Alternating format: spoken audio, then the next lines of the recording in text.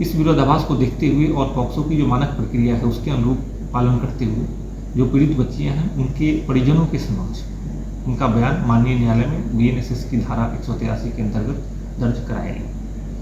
गुरु जी को फंसाने की किसने साजिश रची? किसने छात्राओं को भड़काया? किसने छात्राओं को सिखाया? किसने छात्राओं के अभिभावक आक्रोशित किया और टीचर के ऊपर बैड टच का आरोप लगवा दिया? मामला रोहतास का है। रोहतास के तिलौथू पंचायत के सोनौरा मध्य विद्यालय के एक टीचर के ऊपर छात्राओं के साथ छेड़छाड़ का आरोप लगा। अभिभावक पहुंच गए, बच्चियों की मां पहुंच गई और टीचर को लोग मारने पर उतारू हो गए। पुलिस आई, पुलिस आकर के टीचर को उठा करके ले गई। प्राथमिकी दर्ज हुआ। बच्चों की मां और गांव के लोग किस कदर गर्म थे आप देख सकते हैं। हमारा बोलिए क्या दिक्कत है?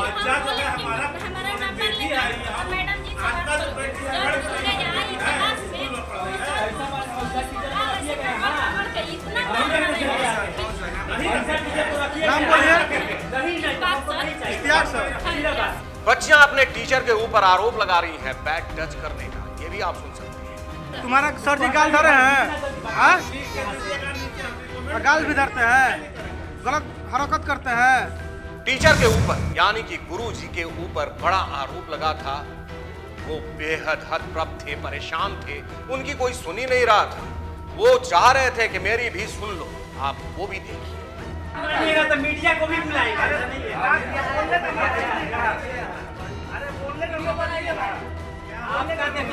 मामला थाने से होकर कोर्ट तक पहुंच गया। कोर्ट में भी बच्चियों का बयान हुआ। उसके बाद कोर्ट ने जो फैसला दिया उसको सुनकर के आप भौचक रह जाएंगे। आप सुनिए पुलिस पदाधिकारी की बात, क्या कुछ हुआ कोर्ट में। दिनांक 14 अक्टूबर 2024 को तिलौथू थाना अंतर्गत मध्य विद्यालय सनौरा में नाबालिग बच्चियों के साथ दुर्व्यवहार करने का मामला प्रकाश में आया था। इसमें घटना की गंभीरता को देखते हुए पॉक्सो की धाराओं के अंतर्गत प्राथमिकी दर्ज की एवं अग्रतर अनुसंधान किया गया। घटना की गंभीरता को देखते हुए श्रीमती वंदना जो अपर पुलिस अधीक्षक कुंती के पदाधिकारी हैं उनके द्वारा घटनास्थल का निरीक्षण करके जो पीड़ित बच्चियां हैं उनका बयान लिया गया एवं उनके परिजनों से भी घटना के संबंध में गहनता से पूछताछ की गई। उनके द्वारा जो वीडियो रिकॉर्डेड बयान लिया गया और पूछताछ की गई उसमें और घटना के दिन जो बातें सामने आई थी उसमें काफ़ी विरोधाभास पाया गया।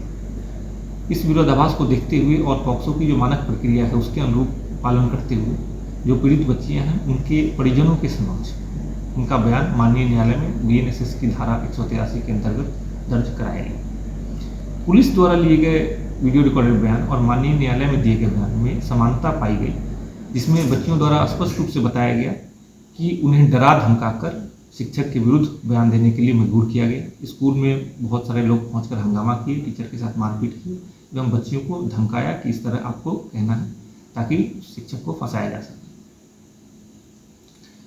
अभी तक के अनुसंधान में ये बात स्पष्ट हो गई है कि ये मामला झूठा है। बच्चियों के साथ किसी प्रकार का दुर्व्यवहार या अभद्रतापूर्ण व्यवहार नहीं किया गया है या स्थानीय विद्वेषपूर्ण भावना से प्रेरित होकर इस घटना को एक दूसरे तरह का रूप दिया गया जिसमें शिक्षक को फंसाने की साजिश की गई। घटना के अनुसंधान में कई वीडियो भी सामने आए हैं जिसमें टीचर के साथ मारपीट और धमकाने का स्पष्ट साक्ष्य। शिक्षक के बयान पर एक प्राथमिकी दर्ज की गई है जिसमें इस घटना से संबंधित लोगों को नामजद किया गया है। इस घटना में बच्चियों को डराने धमकाने और शिक्षक को फंसाने की मंशा से जो कृत्य किया गया है उस संबंध में पुलिस द्वारा अनुसंधान कर कार्रवाई की जा रही है। जी हाँ, गुरुजी तो निर्दोष निकले, क्लीन चिट दे दिया कोर्ट ने, क्योंकि गुरुजी के साथ साजिश किया गया था।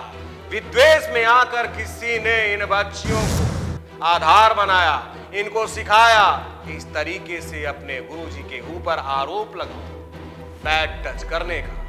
बच्चियों ने अपने अभिभावक को बताया, अभिभावक को भी इतना आक्रोशित कर दिया गया कि वो भी किसी की सुनने के लिए तैयार नहीं थे, चाहे वो हेडमास्टर साहब हो या फिर कोई भी सभ्य शहर। किसी की लोग नहीं सुन रहे थे और टीचर को मारने पर उतारू थे।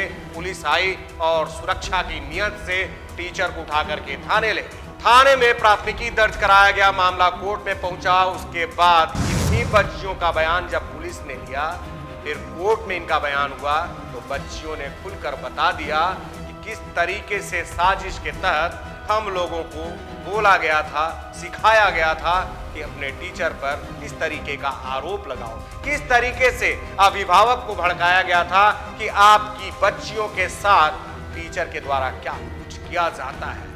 मामला पूरा खुलकर साफ हो गया। पुलिस पदाधिकारी की बात आपने सुन ली, तो क्या उन साजिशकर्ताओं पर कार्रवाई नहीं होनी चाहिए जो गुरु शिष्य के रिश्ते को, पवित्र रिश्ते को गंदा करने पर उतारू थे? साजिश करके एक सभ्य टीचर को बदनाम करने की कोशिश की, बर्बाद करने की कोशिश की। उन पर निश्चित तौर पे कार्रवाई होनी चाहिए, क्योंकि गुरु और शिष्य का रिश्ता बेहद पवित्र होता है।